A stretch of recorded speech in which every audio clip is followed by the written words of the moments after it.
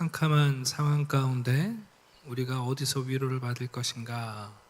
가짜 위로 말고 진짜 위로가 필요합니다. 감언이설, 좋게 들리는 말, 그냥 격려, 좋은 말이 아니라 진짜 하나님의 약속의 말씀이 필요합니다. 성전 재건을 시작했습니다만 그러나 생각보다 이게 쉬운 일이 아니구나 하고 낙심하고 있는 유다 백성들, 예루살렘 성읍 주민들에게 하나님께서는 스가랴를 통하여 하나님의 뜻을 전해주시며 격려해 주십니다. 그게 진짜 위로이고, 그리고 하나님의 말씀이 우리로 다시 용기를 주시는 거죠. 이제 오늘은 8가지 환상 중에 제 3번째 환상을 보게 됩니다. 기억나시죠? 마치 8가지 환상은 병풍처럼 생각하시면 돼요. 그리고 서로 맞닿아 있어요. 그래서 이 3번째 환상은 나중에 보시게 되면 6번째 환상하고 짝을 이루고 있습니다. 또 그때 말씀드리겠습니다만, 이 3번째 환상은 그렇게 복잡하지 않습니다. 측량줄을 잡은 한 사람이 어디론가 가는 것을 보는 거죠. 여기 측량줄이라는 건 요즘으로 말하면 줄자예요. 줄자. 줄자를 들고 이 사람이 어디론가 가요. 근데 어디로 가냐 물어봤더니 2절을 한번 보시겠어요?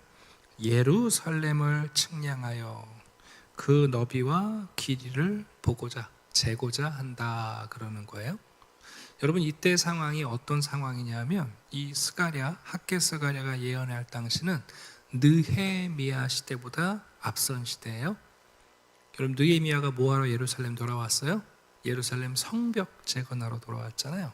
그러니까 이때는 예루살렘 성벽이 제대로 중수, 보수되어 있지 않은 때예요. 그러니까 성벽 여기 저희가 다 무너져 있고 성문은 다 불타서 뻥 뚫려 있는 동네인 거예요. 얼마나 삶이 열악하겠어요? 근데 이 3번째 환상에 이 천사, 이 한 사람이 길이를 가늠할 수 없는 긴 줄자를 가지고 어디 가십니까? 그랬더니 내가 예루살렘 도성의 성곽 사이즈를 내가 재러 간다. 네. 그래서 그러십니까? 그랬더니 3, 4절을 보시게 되면 어떤 천사가 또 등장해서 그 측량줄을 가진 천사한테 어떻게 재래요? 4절을 보니까 어떻게 재라고 그래요? 달려가면서 재래요. 여러분, 예루살렘 성의 크기는 다윗이 처음 수도를 세웠을 때부터 조금씩 늘어나긴 했어요. 우리나라 서울에 사대문이 있고 예전에는 그 사대문이 다 성곽으로 둘러싸여 있었던 거잖아요. 그리고 여러분, 도시가 커져가면 그 성곽이 조금씩 확장되죠. 그래서 내성과 외성이 생겨요. 그러나 예루살렘 성은 이미 고정치가 있잖아요. 근데 그거 예루살렘 성이 얼마나 큰 도시라고 뛰어가면서 재겠어요. 근데 여러분 여기 보세요. 이렇게 되어 있어요. 예루살렘은 그 가운데에 무엇과 무엇이 많아요? 사람과 가축이 헤아릴 수 없이 많아서 성곽 없는 성읍이 될 것이라. 여기 보시면 테라조트라는 이 히브리 말이 아주 독특한 말이에요.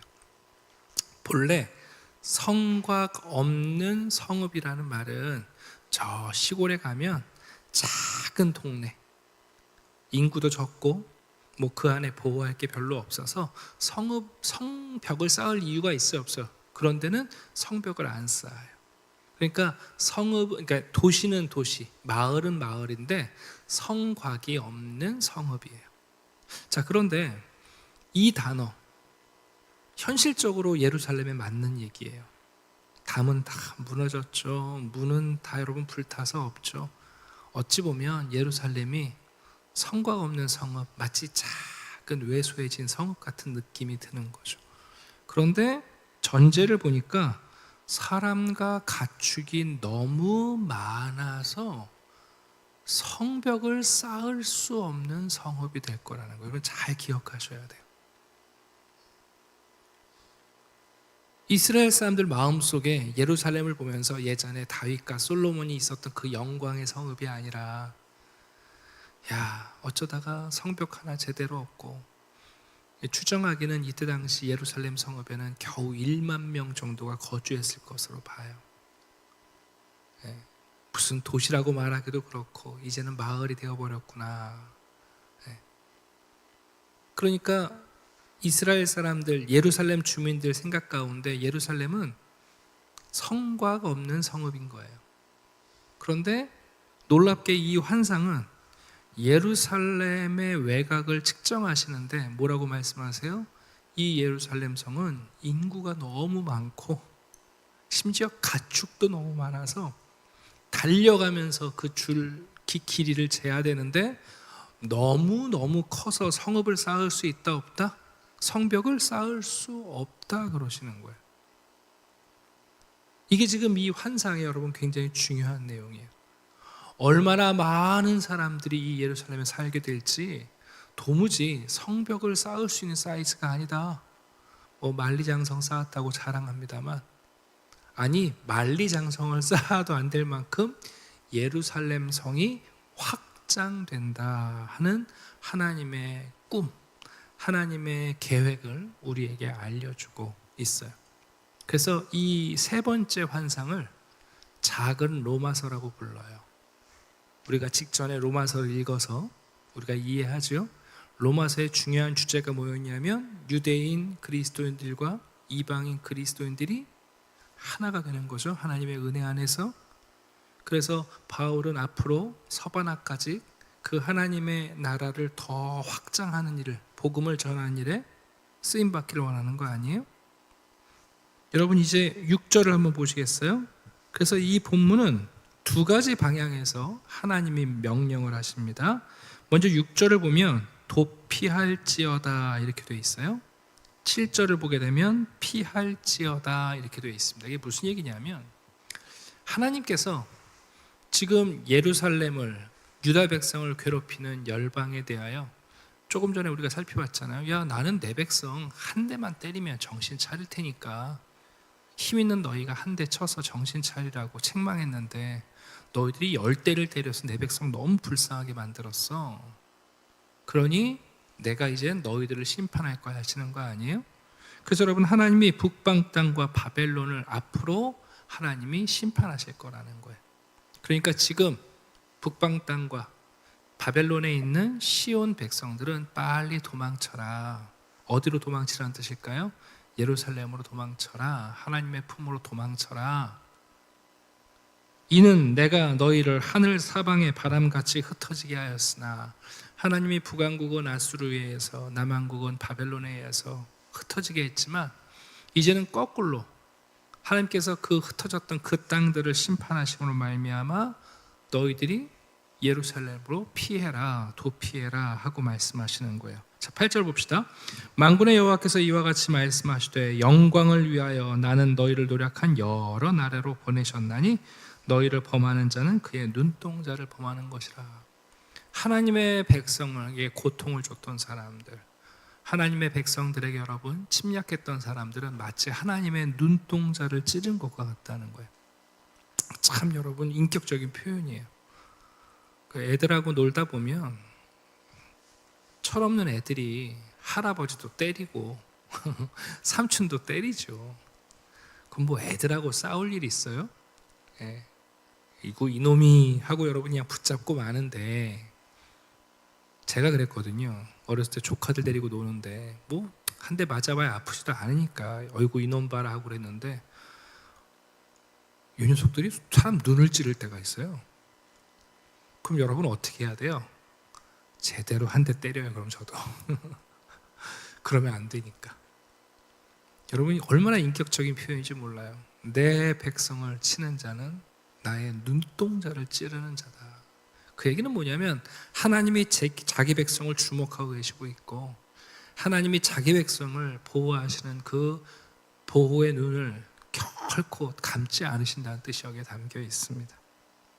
자, 9절입니다. 내가 손을 그들 위에 움직인들 그들이 자기를 섬기던 자들에게 노략거리가 되리라. 그때 이 책망하는 천사, 그리고 이 메시지를 이루실 한 분을 여호와가 보내준 줄 알 것이다. 그러니 여러분, 예루살렘 바깥에 있는 열방에 있는 사람들은 어떻게 하라고요? 도망치고 피하고.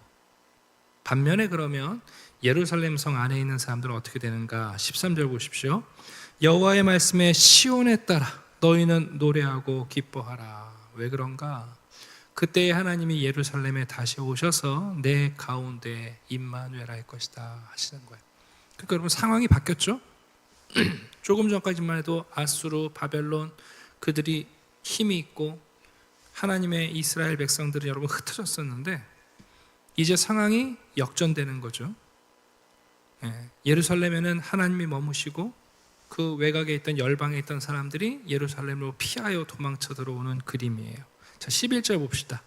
그날에 열방 많은 나라가 여호와께 속하여 내 백성이 될 것이다. 그러니까 여러분, 이 예루살렘은 길이를 잴 수 있어요, 없어요? 없을 만큼 많은 하나님의 백성들이 모이게 될 것이다. 그리고 하나님은 이스라엘 백성들, 유다만이 아니에요. 많은 나라가 여호와께 속하고 나는 내 가운데 머물리라. 그때라야 하나님이 유대인들만을 위한 하나님이 아니라 여호와께서 나를 내게 보내신 줄 알리라. 여러분, 굉장히 중요한 얘기예요. 왜 하나님이 남한국 유다를 바벨론에 의해서 멸망시키셨는가, 치셨는가, 뭐하라고 하신 거예요? 회개하고 돌아오라고. 그러면 하나님이 이방을 치시는 목적도 뭐예요? 회개하고 돌아오라고. 자, 여러분 잘 생각하셔야 돼요. 우리가 이스라엘 백성들이 마치 하나님의 특별 시민인 것처럼 하나님이 세상의 모든 역사를 이스라엘을 위하여 나머지는 엑스트라로 쓰시는 게 아니라 하나님은 모든 열방에 대한 동일한 마음이 있으신 거예요. 그래서 여러분, 이스라엘을 치심으로 이스라엘을 회개하고 돌아오게 하신 것처럼 이번에는 열방을 치심으로 열방이 피하고 도망쳐서 하나님께 돌아오게 하시는 거예요. 그 많은 나라가 여러분 새로운 예루살렘을 완성했을 때 그 예루살렘은 사이즈를 측량할 수가 없고 하나님은 그곳에 임재하셔서 바로 그 나라를 이루시는 그분이 이제 여기서는 암시로 나오죠. 이 천사가, 이 여호와의 사자가 누구인지 알지 못하지만 바로 예수 그리스도가 하나님이 보내신 분인 줄을 알리라 하시는 거예요. 그러니까 이 세 번째 환상은 여러분 아주 먼 계획까지 지금 보여주고 계세요. 여호와께서 장차 유다를 거룩한 땅에서 자기 소유를 삼으시고 다시 예루살렘을 택하신다. 무슨 얘기입니까? 지금 너희가 머물고 있는 이 동서남북, 이 육지가, 이 영토가 예루살렘의 완성이 아니라 하나님의 진짜 예루살렘은 새롭게 지어진다, 그 얘기예요. 그게 에스겔서 30장에서 34장까지 나오는 성전의 환상이고 예레미야 41장부터 나오는 예레미야가 말한 새로운 여러분 성전의 환상이에요. 네. 결론이 뭡니까? 그 새로운 예루살렘은 모든 육체가 여호와 앞에서 잠잠하며 여호와께서 그의 거룩한 처소를 삼으셔서 하나님이 그 가운데서 왕으로 등극하실 그 새로운 예루살렘을 지금 보여주고 있어요. 그래서 여기 핵심이 뭐냐 하면 성곽 없는 성읍이라는 거예요. 근데 이 성곽 없는 성읍은 그럼 여러분 불안해요? 안 불안해요? 성벽이 없으니 여러분 적들이, 도둑들이, 짐승들이 들어올까 봐 불안해요? 불안하지 않아요? 불안하죠. 그래서 보여주는 환상이 뭐냐? 5절을 보시면 불로 둘러싼 성곽이에요. 이 새로운 예루살렘은 벽돌로 쌓은 담이 아니고 철로 만들어 놓은 문이 아니라 여호와의 불이 보호하시는 보이지 않는 성곽이에요. 여러분, 엘리사가 작은 성에 갇혔을 때 아람의 군대들이 쳐들어오지 않습니까? 여러분, 사람이 종이 여러분 벌벌벌 떠는 거 아니에요? 포위됐구나. 그 엘리사가 뭐라고 그래요? 아니, 우리에게 속한 자가 더 많다. 무슨 말씀입니까?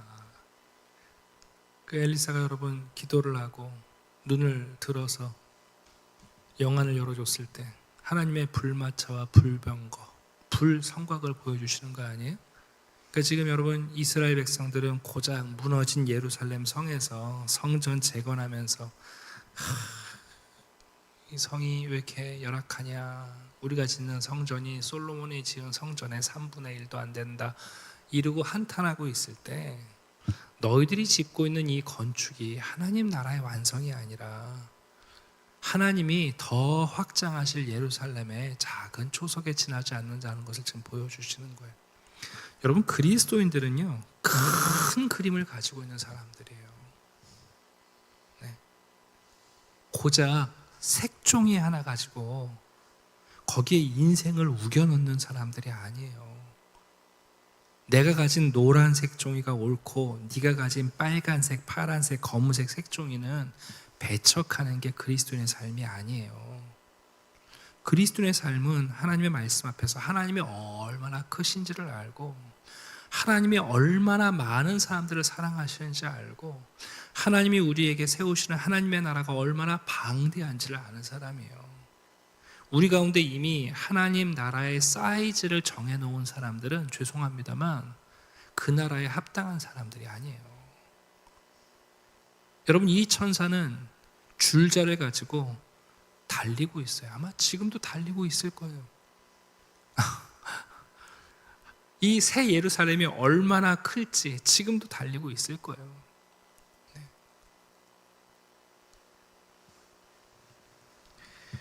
말씀을 정리하겠습니다. 우리에게 말씀합니다. 도피하라, 피하라. 하나님이 때때로 우리의 삶을 흔드시고 책망하시고 어렵게 하신다면 하나님이 원하시는 것은 회개하고 하나님께 돌이키라는 거예요. 그럼 나도 너희에게 돌아가리라 1장의 서론 아닙니까? 그게 유대인이 되었든 이방인이 되었든 모든 열방에 대한 하나님의 뜻이에요. 네. 그러면 여러분 도피하고 도망쳐서 하나님의 성에 도달한 사람들은 어떻게 되는가? 10절에 있는 것처럼 노래하고 기뻐하게 돼요. 하나님의 구원, 하나님의 임재하심, 하나님이 우리와 함께 하시는 임마누엘의 기쁨을 경험하면서 마지막 결론에 있는 것처럼 우리가 하나님 앞에서 잠잠하며 하나님이 우리의 처소가 되심을 알게 됩니다. 여러분 이런 환상을 보는 사람들은 오늘도 담 쌓느라고 애쓰겠어요? 사람들은 불안하죠. 그래서 또 담을 쌓는 거예요. 담을. 지금 생각해보면 여러분 우리가 얼마나 무식했는지 몰라요. 혹시 기억나세요? 예전에 집들은 다 담이 있었죠. 그리고 담 위에다가 세멘트 발라가지고 소주병 깨가지고 병을 꼽아놨었어요. 우리. 아니 어떤 집안은요 거기 철조망 둘러놨었어요. 요즘 같으면 교도소나 그렇게 해놓죠. 우리가 얼마나 불안한지 이중성을 만들고 여러분 벽에 또 벽을 쌓고요. 잠금 장치를 하고 철문을 걸고 그래도 안 되니까 진돗개 풀어놓고 우리 그러고 살았어요. 근데 지금도 다르지 않아요. 지금도 다르지 않아요. 여러분 그렇게 해서 우리의 인생이 보호되는 게 아니에요. 지금 바벨론 포로에서 돌아온 유다의 자녀들이 자손들이 그 회파된 예루살렘 성에서 성전 지으면서 아이고 야, 이게 뭐냐 지금 성벽 없는 성곽 없는 성읍이지. 우리의 인생이 아무도 보호해 줄 것 없는 것처럼 다 노출된 인생을 사는 것 같잖아요. 아니에요 여러분. 하나님이 불로 둘러싼 성곽이 되어주세요. 네. 이 믿음이 우리에게 필요해요. 안 그러면 또 내 인생 지금 벽돌 장만하라고 애쓸 거라고요 지금. 네. 또 거기다가 병 깨가지고 꽂고 있고 철조망 두르고 있고 어떤 개를 키워야 내가 보호를 받을까? 그리고 안 돼서 총을 가정마다 총 하나씩 들고 있고,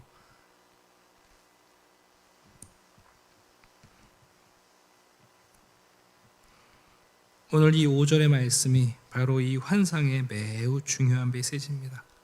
줄자를 갖고 어디론가 가는 사람, 뭐하러, 뭘 재러 가나? 예루살렘 사이즈 재러 간다. 아이고, 예루살렘 지금 벽도 없는 작은 성읍 되어버렸는데 뭐 제게 뭐 있습니까? 아니다. 이 예루살렘 성이 새롭게 재건될 때 확장될 거다. 네, 확장될 거다.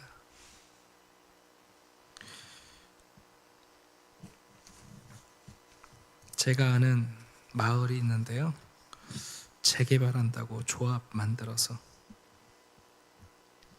싸우고 계세요.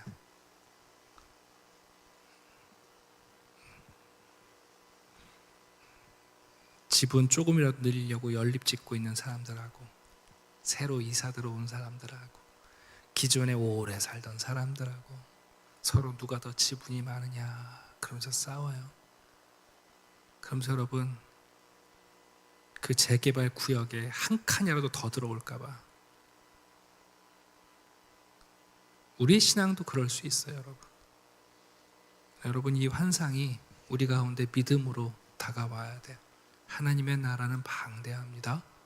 하나님의 구원의 성은 여러분 정말 측량할 수가 없습니다.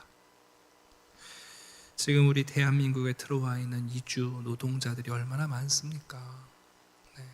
조금 안타까운 건 뉴스를 볼 때마다 뭐 조선족이나 중국인들이나 이런 분들이 범죄에 연루되는 경우가 많아서, 그런 뉴스를 들으면 우리가 그분들에 대한 혐오가 먼저 앞서죠. 근데 여러분, 삶이 어려우면 범죄에 노출되기가 훨씬 쉬워요. 불법 체류자가 돼서 자기의 신분을 보호받기 어려우면 범죄단체에 들어가야 그나마 보호를 받거든요. 우리가 여러분 아직도 얼마나 속 좁은 민족인지 모르겠어요. 우리는 전 세계 가서 다 돈 벌어 갖고 오면서 우리 가운데 들어온 이주민이나 타민족에 대해서 왜 이렇게 여러분 어려움이 많은지, 심지어 여러분 똑같은 말과 유전자를 가지고 있는 한국인들끼리도 이렇게 나뉘고 사분오열하는 걸 보면 참 우리가 어려운 사람들인 게 맞는 것 같아요. 자, 오늘 이 환상을 여러분의 새로운 예루살렘의 환상으로 붙잡으시고, 오늘도 하나님의 천사들은 여러분 줄자 갖고 뛰어다녀요. 이 예루살렘이 얼마나 클 것인가. 여러분, 무지개 교회는 얼마나 큽니까? 제가 담임 목사가 되면 성도들을 설득하는데, 목사는 그 교회에 담임이 되었을 때 그 목사의 목회 영역은 그 예배당 아니에요. 여러분, 웨슬리는 영국이 나의 교구이고 세계가 나의 교구다 그랬잖아요. 그렇지 않아요, 여러분? 그럼 적어도 교회가 있고 성도들의 삶이 거주하는 그 공간들을 나의 교구로 여기고 목회를 할 줄 알아야죠. 아니, 목사만이 아니라 성도들이 그런 마음이 있어야죠. 아니, 더 나아가 세계가 좁아져야죠. 하나님께서 우리에게 그런 새 예루살렘에 측량할 수 있는 믿음을 부어주시기를 기대합니다. 오늘도 넓은 믿음의 마음을 품게 되기를 주님의 이름으로 축원합니다. 기도드리겠습니다. 아버지 하나님, 감사합니다. 하나님이 지어가시는 새 예루살렘은 성곽이 없는 성읍입니다. 초라하고 무너진 벽이 아니라 하나님의 불담이 두르시고 여전히 확장되어지는 하나님이 임마누엘 하시는 영광의 도성입니다. 하늘로부터 내려오는 그 새 예루살렘을 바라보는 믿음의 성도들이 될 수 있도록 고작 우리의 인생에 우리를 보호하겠다고 담을 쌓고 그 다음에 깨진 병을 꽂는 어리석은 사람들이 아니라 우리의 마음과 삶을 열어 하나님 모든 사람들을 환대하며 주께 도망치고 피한 자들을 영접할 줄 아는 새 예루살렘에 합당한 성도들이 되게 해주시옵소서. 고작 내 인생을 재면서 내 삶의 수익을 따지면서 힘들고 어렵다고 좌절하는 것이 아니라 하나님이 앞서 지어가시는 새 예루살렘의 꿈을 보며 우리가 하고 있는 일을 주께서 이루실 줄 알게 해 주시옵소서. 담이 없습니까? 문이 무너졌습니까? 우리의 삶이 불안합니까? 그러나 믿음의 눈을 열어보면 하나님의 불성곽이 우리를 지키시고 보호하심을 보게 하셔서 담대하게 하시고 우리는 구원의 기쁨의 노래를 부르고 기뻐하며 찬송하는 성도들의 삶을 놓치지 않게 도와주시옵소서. 감사드리며 예수 그리스도의 이름으로 기도드립니다. 아멘.